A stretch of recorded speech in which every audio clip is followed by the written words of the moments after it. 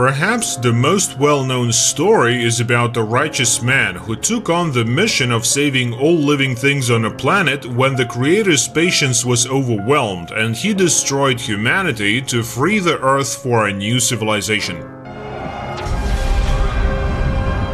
At first there was nothing. Temptation gave birth to sin, and Adam and Eve were expelled from paradise and gave birth to 3 sons: Cain, Abel, and Seth. But one day Cain killed his younger brother Abel, for which he was cursed by the Creator and forced to flee to the east, where he was saved by fallen angels, the Watchers, who helped Cain build a great civilization. However, filled with vice, they consumed the world and nearly destroyed the angels. Only the descendants of Seth fought to protect what remained of creation. And one day, the last in their line, Noah, was supposed to become a man, for which his father brought him to a sacred place. But he did not have time to perform the ceremony. The descendants of Cain who appeared killed the man to seize the land. Noah had to flee. Years passed, and now his sons helped their father find food for the family. Suddenly, the father notices that his son Ham is plucking a flower. He teaches the boy not to destroy in vain that which cannot help them survive. The boy nods and walks away, and Noah sees a drop of water falling from the sky, and on that spot another flower appears. And suddenly he hears the mournful whimper of a wounded animal and realizes that people are pursuing him. Noah pities the animal, after which he is caught by 3 hunters who intend to profit from his property. And then Noah fights for justice and wins. Later, he and his sons burn the animal's body, and the father reminds them that strength comes from the Creator. Noah, Shem, and Ham return home to their wife and mother of Naamah and their young son Japheth, who live a peaceful life relying on the Creator. But one night, Noah has a vision in which he sees himself stepping onto a blood-soaked earth, upon which a flower suddenly blooms, and he sees the mountain of Methuselah. Noah understands that God is revealing his plan to him. The sinful world must be destroyed, and all people will be killed by a terrible flood. In the morning, Noah tells his wife about his visit to his grandfather, Methuselah.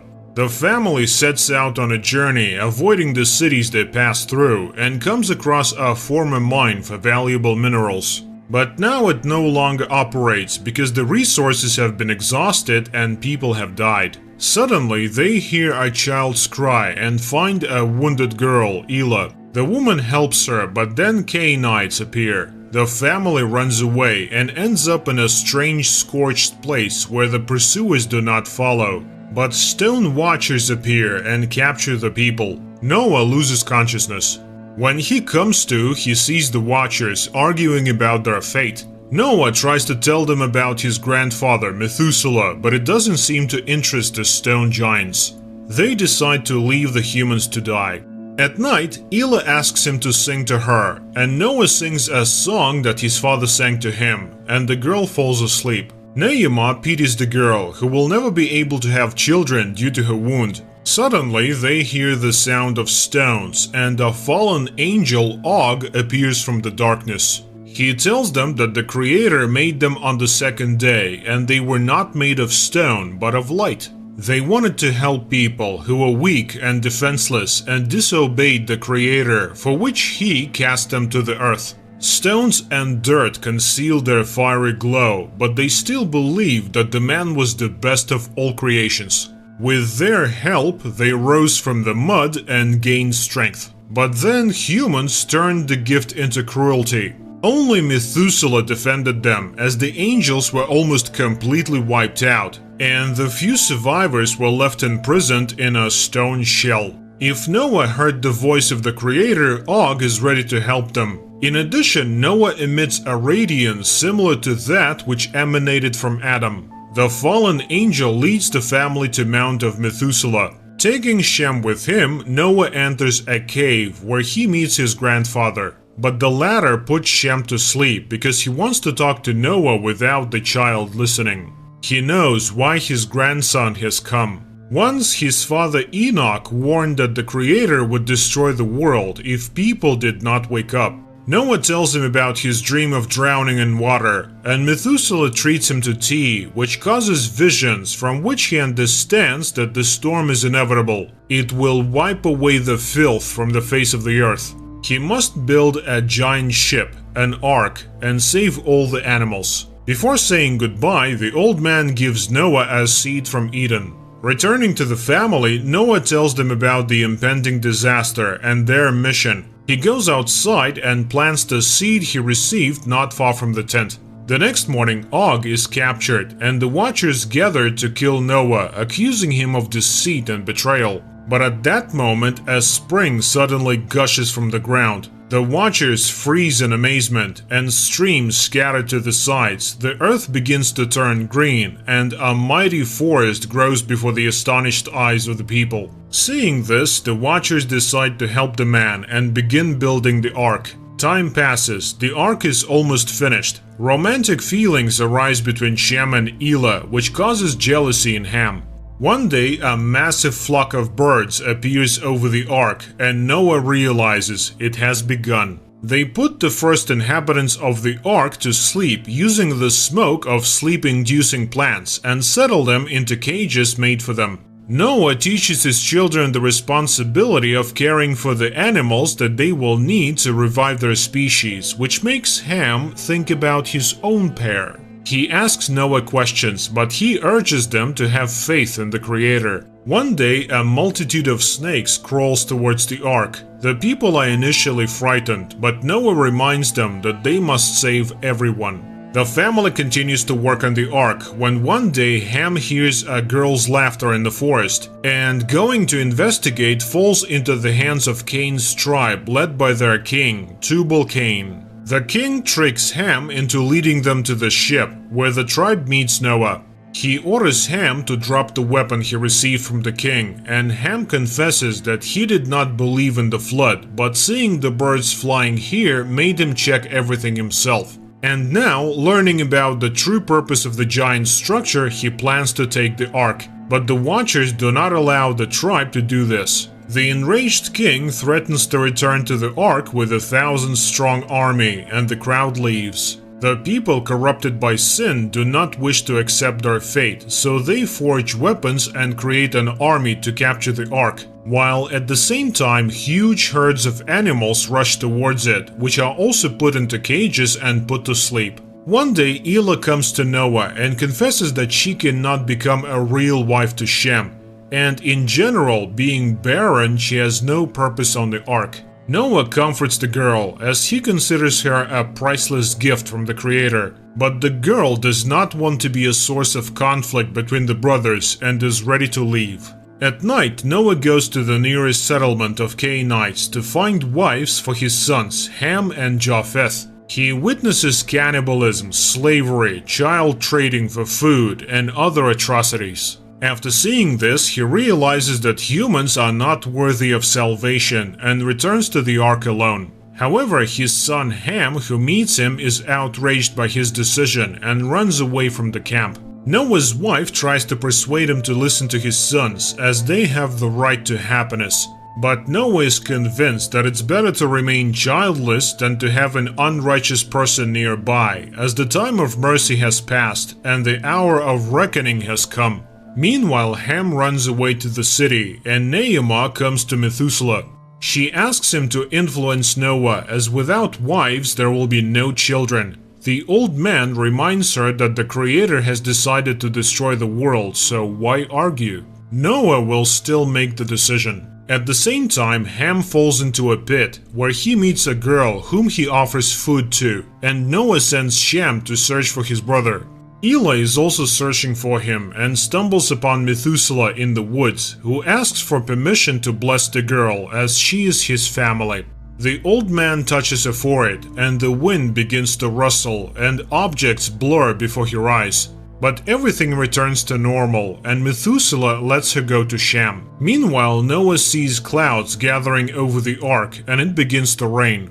Ham realizes it's time to run and takes the found girl with him, while panic breaks out in the city, and the king calls on his people to go to the ark, where Shem and Elah also arrive. Ham and the girl also run to the ship, but the girl gets trapped. Noah manages to grab his son, but the girl dies under the crowd's feet. Everyone runs to the ark, but the watchers come forward. They scatter the people, letting Noah through. He sees how the guards perish from the king's fiery weapons, closes the doors of the ark, and orders his son to protect their mother. He witnesses the dying guards shedding their stone skins and ascending into the sky in clusters of light, for the Creator forgave his angels and brings them home.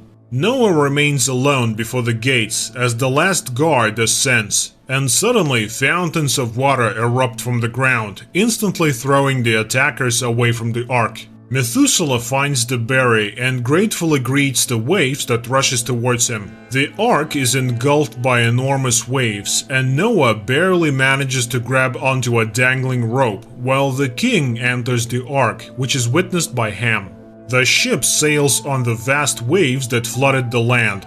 Outside, the cries of the drowning could still be heard, and his wife and son try to persuade Noah to save more people. But Noah is resolute, and soon the waves wash away everyone. Noah asks his family to understand him, for the Creator doesn't destroy his creation without reason, and he tells the story of the creation of the world.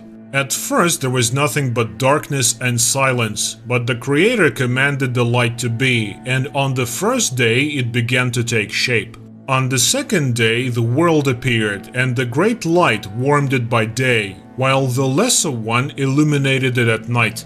The waters separated, and the solid earth appeared, and on the third day life was born on the land and in the water. Creatures appeared that would not be found anywhere else. The world was filled with life. All those who crawl, run, fly, and walk.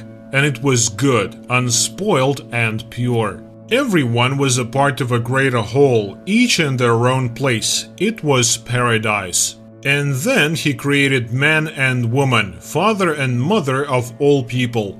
God gave them a choice to yield to temptation or to remain pure. But they tasted the forbidden fruit, and for 10 generations since Adam's time, sin has lived in every person. Brother goes against brother, one nation against another, man rises up against his Creator. People have destroyed and polluted their beautiful pure world. And now it all repeats itself. The paradise will come again, but without man. The Creator judged people, and they must die. After the death of their parents, the sons will bury them, and then bury each other. And when the youngest dies, God's creation will remain forever safe. Noah pities his sons, but the task entrusted to him is more important. After listening to his father, Ham silently leaves the fireplace and goes to the king. He cannot forgive his father for losing the girl and intends to avenge her.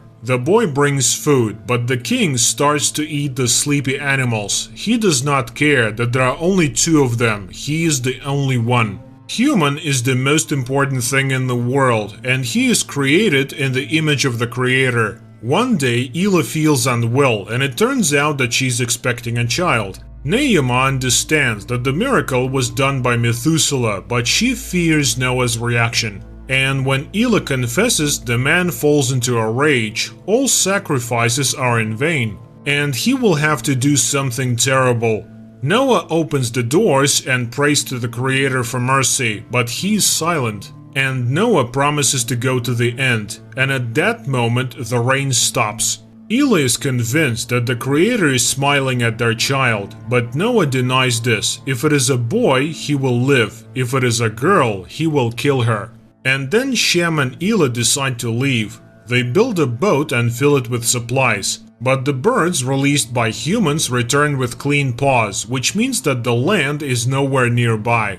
Naamah is sure that the children will die and begs her husband to cancel his decision, otherwise he will die hated by everyone he loved. But Noah intends to do what he decided. The king, who is watching all of this, understands that the day of his revenge has come and orders Ham to lure his father into this corner of the ark. The young man hesitates, but the king reminds him that a man does not live by the will of heaven, but by his own. And to illustrate his point, he kills another animal. Naamah says goodbye to her children, but when Noah emerges, he sets the boat on fire because God chose him, knowing that he is able to complete the mission. And then Elah goes into labor. Shem stands guard outside her tent when Ham calls for their father, saying that the animals are awoke and begun devouring each other. Noah runs after him, and then the king attacks him. Ham watches the struggle, unsure of whom to help, while Elah gives birth to twin girls.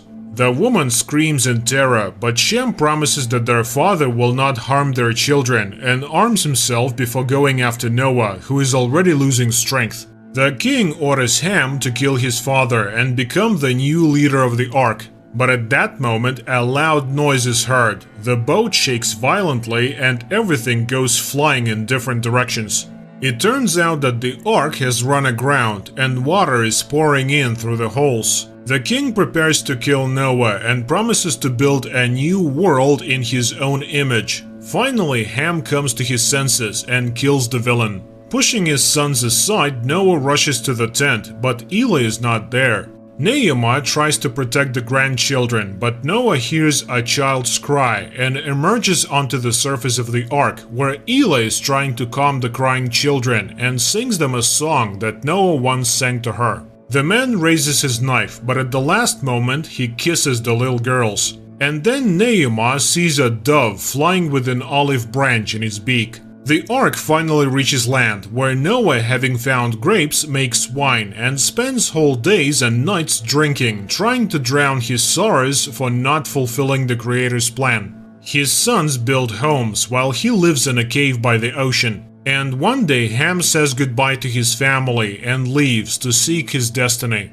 Noah confesses that he could not kill the girls because he immediately felt love for them. But he cannot be with his family now because he has failed the Creator. However, the girl reminds him that the Creator gave him a choice and he chose mercy and love. Noah can be a father and grandfather again and help avoid mistakes. The man goes to Naamah and she forgives him. Noah blesses her children and grandchildren, wishing them to live and continue their line, understanding what is good and what is evil, remembering the great flood and not forgetting the will of God. A rainbow appears in the sky, marking the end of the existence of Cain's tribes, the disappearance of human sins, and the beginning of the Creator's blessings. Despite the fact that the movie is an adaptation of a part of the most famous book on Earth, it does not make sensational discoveries and is not the ultimate truth. It is just a peculiar reflection on eternal questions. How do we live? For what purpose? What will remain after us?